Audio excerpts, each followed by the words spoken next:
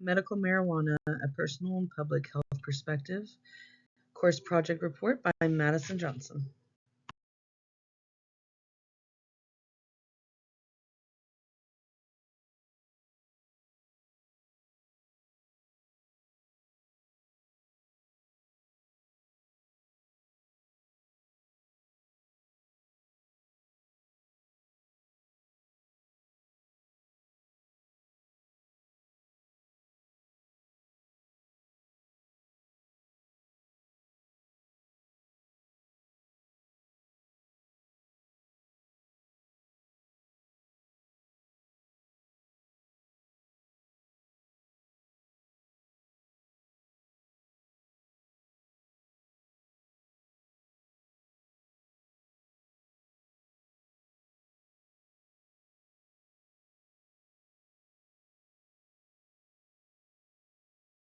So, what is medical marijuana?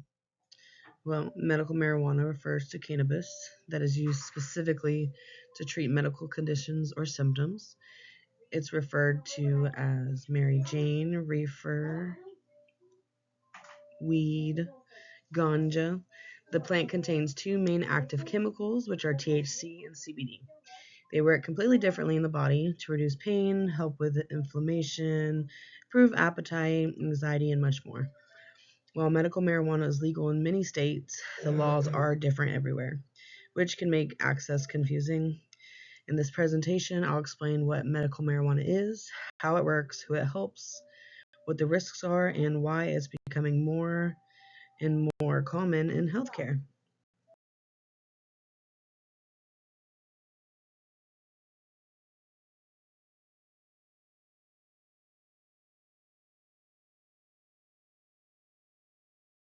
The history of medical marijuana. Medical marijuana actually has a very long history. It's been used for thousands of years in places like America, China, India, and Egypt for pain relief, stomach issues, sleep problems, and anxiety. Archaeological evidence shows cannabis residue in certain burial sites, which implies that it was not only medicinal, but it was sacred as well. In the 1800s, cannabis becomes a more common ingredient in Western medicine. However, in the mid 1900s, the US government decided to make marijuana illegal, which stopped the research and medical use for decades. But in recent years, scientific studies have shown new benefits, which is why medical marijuana is now back in modern healthcare and will hopefully continue to be in future healthcare.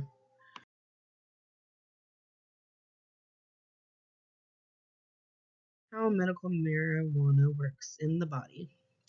Well, medical marijuana works by interacting with a system in our bodies called the endocannabinoid system. This system controls things like mood, pain, appetite, and sleep.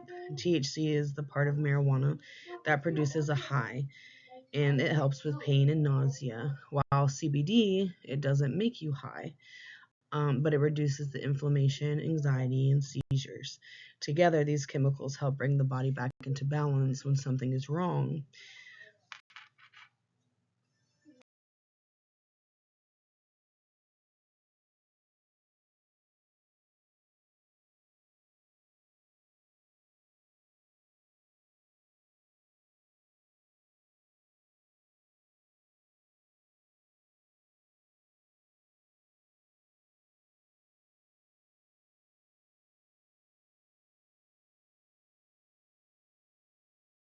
Medical conditions treated with marijuana.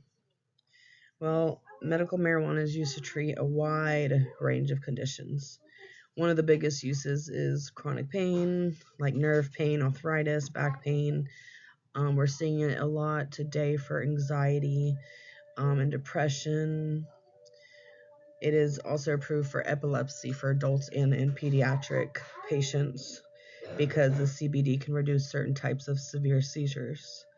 Patients with PTSD, anxiety, and insomnia often use it to help them calm their mind and help their sleep. And many cancer patients use medical marijuana to help with nausea, appetite, loss during chemotherapy. It can also help with their muscle spasms and conditions like multiple sclerosis. And overall, it just provides a relief where other medications might not, or where other medications might have stronger side effects, um, where marijuana does not. Benefits of medical marijuana. One of the biggest benefits of medical marijuana is that it's a natural alternative. I mean, it's a plant that grows out of the ground. It's natural, and it's much better, in my opinion, to the opioid pain medications that are so often prescribed, which can be addictive and dangerous. Many patients find that marijuana gives them pain relief with fewer side effects. It can also help people reduce or even stop their use of more harmful medications that can also be addictive. For more chronic illness patients, medical marijuana helps them function better, sleep better, and live more comfortably. And it's helpful for people who haven't had success with traditional treatments, or for those who are on palliative care and are just trying to live the rest of their days comfortably. The risks and controversies of marijuana.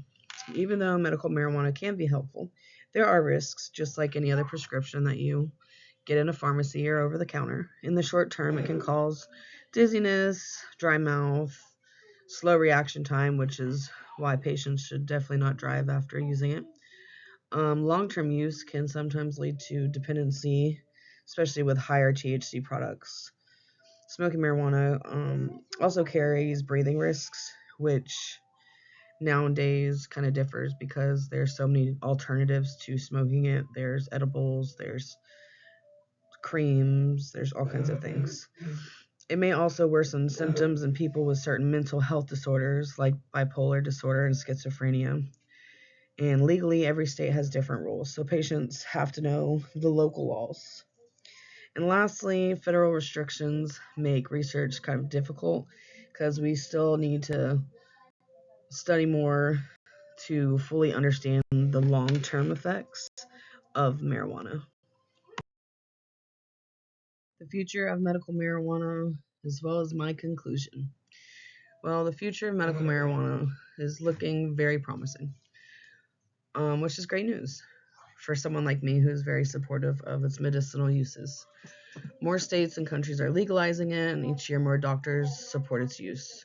There's more clinical trials happening than ever before, which ultimately is going to help us understand even more medical uses. New forms, such as I said before, such as oils, edibles, capsules, creams, can make the treatment safer and more personalized for each client. And as research grows, medical marijuana can become a major part of modern medicine. The goal is to continue regulating it so patients can use it safely and confidently in the future. Watching medical marijuana ease the suffering of my terminally ill family members showed me its real world value, and I truly believe in this natural God made resource. And it definitely deserves a respected place in modern medicine and has since the beginning of time that it's been around. And I'll be happy to see the day that it beats the stigma that it has. Thank you so much.